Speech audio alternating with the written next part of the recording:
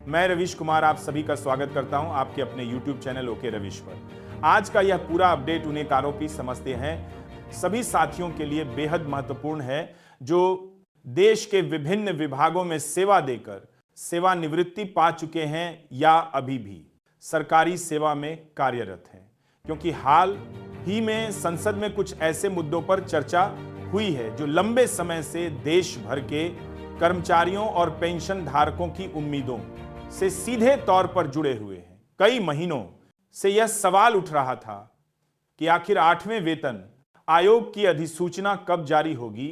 DA मर्ज को लेकर सरकार क्या सोच रही है, पेंशनर्स के लिए नए दिशा निर्देश क्या आए हैं, लाइफ सर्टिफिकेट की तारीख में क्या बदलाव किया गया है, 18 महीने के एरियर का मामला किस दिशा में बढ़ रहा है और आने वाले दिनों में कौन से बड़े फैसले कर्मचारियों और पेंशनर्स को प्रभावित कर सकते हैं। इन्हीं सभी मुद्दों पर संसद से लेकर मंत्रालयों तक कई महत्वपूर्ण बातें सामने आई हैं। इन्हीं बातों को आज पूरी विस्तार से आसानी से समझ आने वाली भाषा में बिना किसी भ्रामक जानकारी के आपके सामने रखा जा रहा है, ताकि आप हर वह जानकारी पा सकें जो आपके लिए जरूरी है और जिसका सीधा प्रभाव आपके वेतन, आपकी पेंशन, आपके एरियर, आपके लाइफ सर्टिफिकेट, आपकी फैमिली पेंशन और आपकी सभी लंबित समस्याओं पर पड़ सकता है। सबसे पहले बात उस मुद्दे की जिसने देश भर के करोड़ों केंद्रीय कर्मचारियों और पेंशन धारकों का ध्यान अपनी ओर खींचा है। संसद में पेंशन धारकों से जुड़े दो बेहद अहम सवाल पूछे गए, जिनका जवाब वित्त राज्य मंत्री की ओर से दिया गया। लंबे समय से कर्मचारियों और पेंशनर्स को यह जानने की उत्सुकता थी कि क्या सरकार 8वें वेतन आयोग की अधिसूचना जारी कर चुकी है। जब यह सवाल संसद में रखा गया तो सरकार की ओर से यह स्पष्ट कर दिया गया कि 8वें वेतन आयोग के गठन को लेकर अधिसूचना जारी कर दी गई है। इस बात ने जरूर कर्मचारियों और पेंशनर्स के बीच एक सकारात्मक माहौल तैयार किया, क्योंकि पिछले कई वर्षों से इस संबंध में सिर्फ अनुमान लगाए जा रहे थे और आधिकारिक बयान की कमी के कारण हमेशा एक असमंजस बना रहता था। अब जबकि सरकार ने खुद यह माना है कि 8वें केंद्रीय वेतन आयोग को लेकर नोटिफिकेशन जारी किया जा चुका है, इसका सीधा सा मतलब यह है कि आने वाले महीनों में इस आयोग के द्वारा की जाने वाली बैठकों, रिपोर्टों और वेतन संरचना में संभावित बदलावों की दिशा साफ होती जाएगी। कई वर्षों से यह चर्चा चल रही थी कि सरकार शायद अब पे कमीशन की पुरानी व्यवस्था को बदल देगी, लेकिन इस अधिसूचना के बाद यह साफ हो गया है कि पे कमीशन की प्रक्रिया अभी भी जारी है और सरकार कर्मचारियों और पेंशनर्स की आवश्यकताओं के प्रति संवेदी है। इसी चर्चा के दौरान दूसरा सवाल सरकार के सामने रखा गया कि क्या मौजूदा डीएडीआर को बेसिक पे में मर्ज करने पर कोई प्रस्ताव विचाराधीन है। सरकार का जवाब यह आया कि फिलहाल ऐसा कोई प्रस्ताव विचाराधीन नहीं है। हालांकि यह बात बिल्कुल वैसे ही कही गई है जैसी पहले भी कई बार कही जा चुकी है, यानी अभी कोई प्रस्ताव नहीं है, लेकिन भविष्य में परिस्थितियों को देखते हुए बदलाव की संभावना से इनकार भी नहीं किया जा सकता। यह बात कर्मचारियों और पेंशनर्स पहले भी देख चुके हैं। 7वें वेतन आयोग के समय भी यही कहा गया था कि कोई प्रस्ताव विचाराधीन नहीं है, लेकिन बाद में कई निर्णय लिए गए। यह बात भी ध्यान रखने योग्य है कि महंगाई भत्ता लगातार बढ़ रहा है और 50% के स्तर तक पहुंचने के बाद मर्जिंग का मुद्दा स्वाभाविक रूप से उठने लगता है। यही कारण है कि विशेषज्ञों, यूनियन नेताओं और पेंशनर संघों का यह मानना है कि भविष्य में यह मुद्दा फिर से सक्रिय हो सकता है। अभी संसद के जवाब में इसे अवॉइड किया गया है, लेकिन परिस्थितियां बदलते ही यह मुद्दा फिर सामने आ सकता है। अब बात करते हैं पेंशनर्स के लिए सबसे राहत भरी खबर। लाइफ सर्टिफिकेट की अंतिम तिथि को बढ़ा दिया गया है। पहले लाइफ सर्टिफिकेट जमा करने की अंतिम तिथि 30 नवंबर थी, लेकिन कई लाख पेंशन धारकों की परेशानियों को देखते हुए इसे बढ़ाकर 30 दिसंबर कर दिया गया है। यह निर्णय उन पेंशन धारकों के लिए बहुत राहत भरा है जो किसी कारणवश समय पर सर्टिफिकेट जमा नहीं कर पाए थे। कई बुजुर्ग पेंशनर्स ऐसे होते हैं जिन्हें बायोमेट्रिक में दिक्कत आती है, कई बाहर रहते हैं, कुछ की तबीयत ठीक नहीं होती, कुछ के बैंक में भीड़ अधिक होती है। सभी समस्याओं को ध्यान में रखते हुए मंत्रालय ने इस बार अतिरिक्त समय देने का फैसला लिया है। लाइफ सर्टिफिकेट क्यों जरूरी होता है, यह भी समझना बेहद आवश्यक है।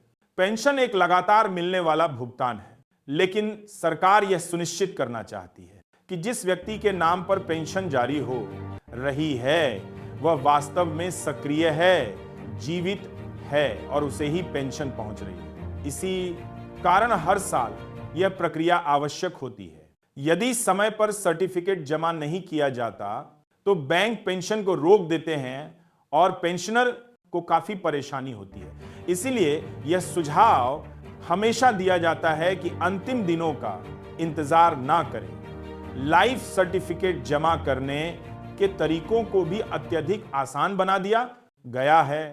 पेंशनर चाहे तो जीवन प्रमाण ऐप से घर बैठे ही प्रक्रिया पूरी कर सकता है, चाहे तो नजदीकी बैंक CSSC सेंटर पोस्टमैन के जरिए घर पर या फिर स्पर्श पोर्टल के माध्यम से सर्टिफिकेट जमा कर सकता है। इतने विकल्प उपलब्ध होने के बावजूद भी कई लोग अंतिम दिनों में भीड़ और तकनीकी समस्या के कारण मुश्किलों का सामना करते हैं।